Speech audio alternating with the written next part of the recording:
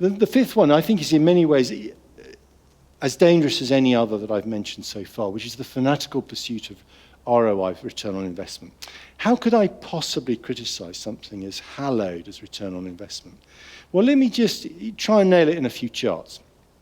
This is a really dull chart, my apologies up front. This is the correlation between profit, so our profit metric, how much profit growth did they drive, and a number of other business metrics that we can look at in this database.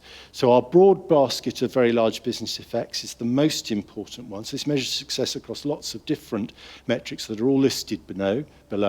So sales and share metrics are the most important next ones down that generate profit. Beyond that, it's things like penetration and pricing, but also brand effects, the extent to which we strengthen our brand. Over the long term, this is a really important driver of profit growth.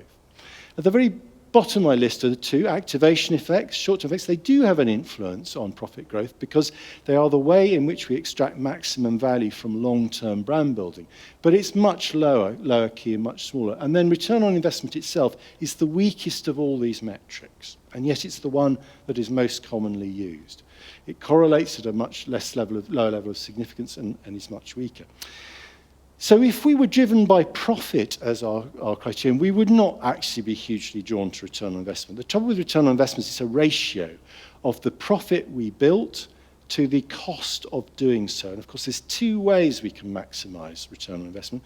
If we're smart, we can add value to the campaign and we can build the profit that we grow. But if we're lazy and we're in a hurry, we can just cut the budget. And at least for a short period of time, we'll get away with it. Our return on investment will rise.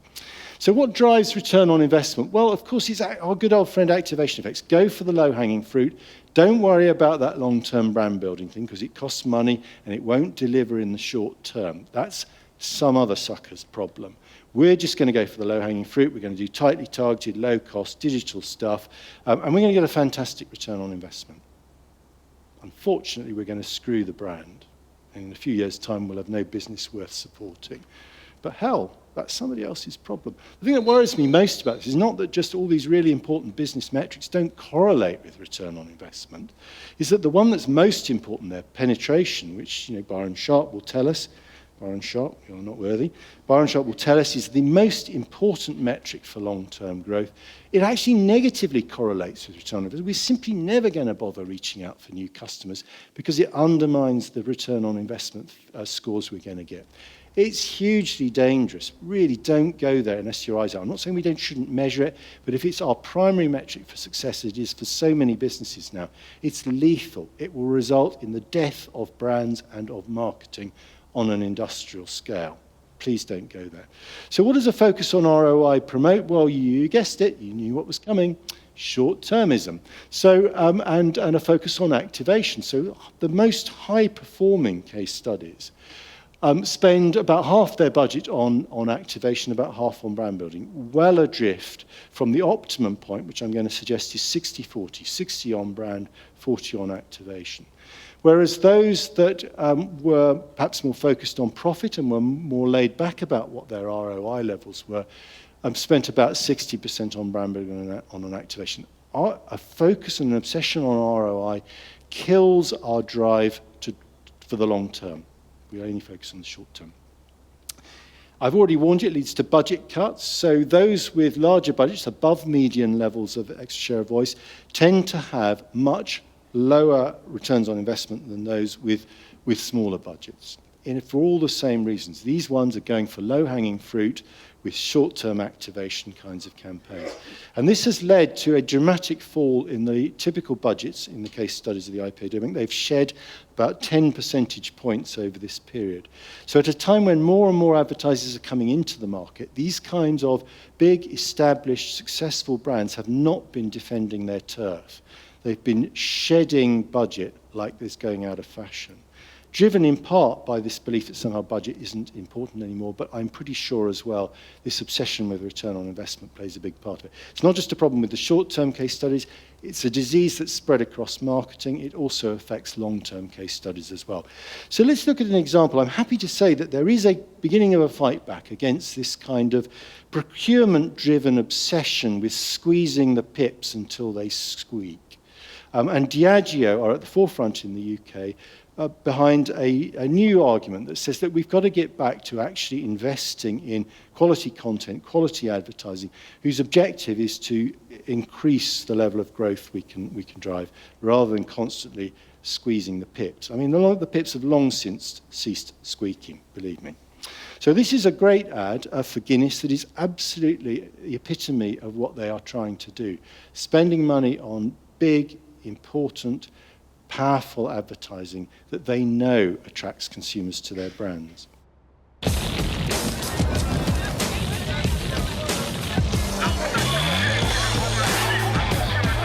life, you cannot always choose what you do, but you can always choose who you are. Ain't nothing wrong with this chemistry. Ain't nothing wrong with this place for me. And time tells the test the pedigree. Experience is another one meant for me.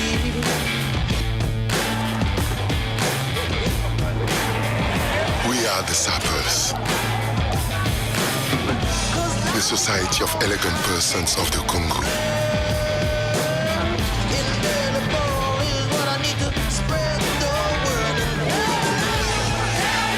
And show me how to understand what makes us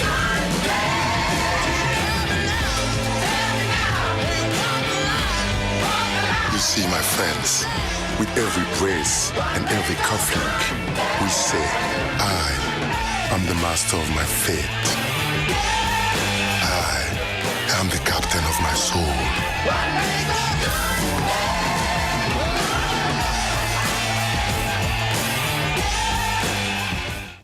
So this Made of More idea, I think it's lovely. It's been very successful for them. Now I could show you lots of very interesting sales charts from the UK and Ireland, which is where the case study is mostly based.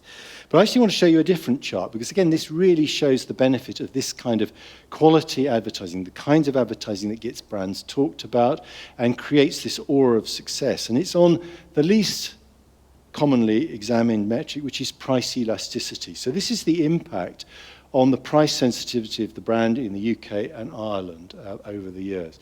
It has had an enormous impact on that, and this is money in the bank.